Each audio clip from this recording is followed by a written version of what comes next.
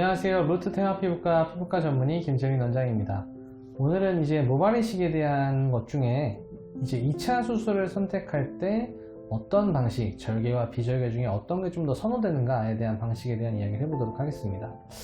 우리가 이제 2차 수술을 하는 경우가 생각보다 왕왕 있습니다. 저희 병원은 이제 병원은 연기간이 오래된 병원이다 보니까 생각보다 2차나 3차 수술을 위해서 방문해 주시는 분들이 굉장히 많은데요.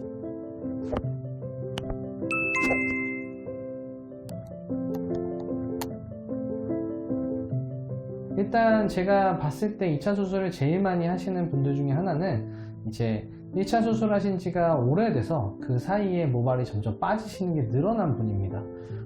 젊을 때 수술을 하셨다고 하더라도 한 10년 혹은 5년 10년만 지나고 나면은 탈모는 계속 진행이 되기 때문에 심었던 부분을 제외한 혹은 심었던 부분도 이전보다 이제 밀도가 떨어지면서 추가적인 이식을 원하시는 니즈가 생기는 경우가 꽤 있는 것 같습니다. 두 번째로는 이제 1차 수술을 했을 경우에 이제 1차 수술의 만족도가 좀 떨어질 경우죠. 사람에 따라 다르겠지만 시술 방법에 따라서 다르고 일반적으로 밀도가 좀 떨어지는 경우에 이런 수술을 하는 경우가 굉장히 좀 많은 것 같고, 또 생착률이 떨어졌을 경우에도 2차적인 수술을 생각하는 경우가 좀 많은 것 같습니다.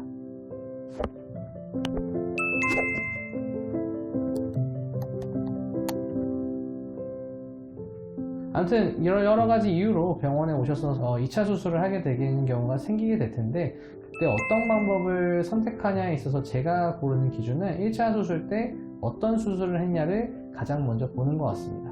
우리가 이제 2차 수술을 하더라도 모수를 많이 채취하는 게 가장 이제 우선이 돼야 될 텐데요. 일반적으로 1차 수술에 절개를 했을 경우에는 2차 수술에 대한 선택지는 조금 다양합니다.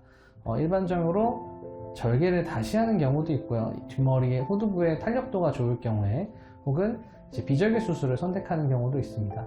이 두 경우 모두 다 큰 문제는 없지만, 또 절개를 할 경우에는 탄력도가 떨어졌을 때, 그리고 1차 수술에 비해서 통증이나 이런 것들이 조금 더 심할 수 있으므로 좀 고민을 하면서 선택을 하시는 게 좋을 것 같고요. 비절개의 경우에는 절개를 했을 때 두피의 모발 감소나 이런 것들이 없기 때문에 큰 문제 없이 채취를 할 수 있다라고 생각하시면 되겠습니다. 그러면 1차 수술 때 비절개 수술을 했을 경우에는 어떻게 될까요? 이제 비절개 수술을 했을 경우에는 이제 절개 없이 모낭을 채취하기 때문에 우리가 채취한 면적의 밀도가 감소하게 됩니다. 이러할 경우에도 절개를 할 수는 있지만 일반적인 절개를 했을 때보다 모발을 채취할 수 있는 양이 현저하게 줄어들게 됩니다. 그래서 1차 수술로 비절개를 했을 경우에는 밀도가 조금 더 감소하더라도 일반적으로는 비절개 시술을 추가적으로 하는 것들을 더 권해드리고요. 왜냐하면 절개를 하더라도 우리가 원하는 만큼의 모수를 얻기가 어렵기 때문입니다. 그리고 수술하시는 분한테 제가 항상 설명을 드리는 것 중에 하나는 비절개로 인해서 밀도가 조금 더 빠졌을 텐데, 후두부가 채취하는 부위가 비절개를 또 하게 되면은 조금 더 빠지기 때문에 상당히 좀 아쉬울 수 있다라는 얘기를 꼭 설명을 드리는 것 같습니다. 지금까지 모발 이식 2차 수술을 할 때 어떤 방식을 택하면 좋은지에 대한 이야기 좀 해봤는데요. 사람에 따라 굉장히 좀 다르고, 또 얼마나 모수를 채취하냐에 따라도 사실은 방식은 좀 달라지게 됩니다. 따라서 내가 이제 1차 수술을 뭘 했기 때문에 이걸로 딱 정답이야 라고 정하기보다는 이제 환자분들의 상태나 어느 정도 모수를 원하는지에 따라서 수술 방법을 좀 다르게 선택할 수 있기 때문에 병원에 방문하셔서 의사와 상담한 후에 결정하시는 게 제일 좋을 것 같습니다. 아무튼 2차 수술을 원하시는 분들이 있다면 저희 병원 방문해 주시고 상담 받아 보시기를 바라겠습니다.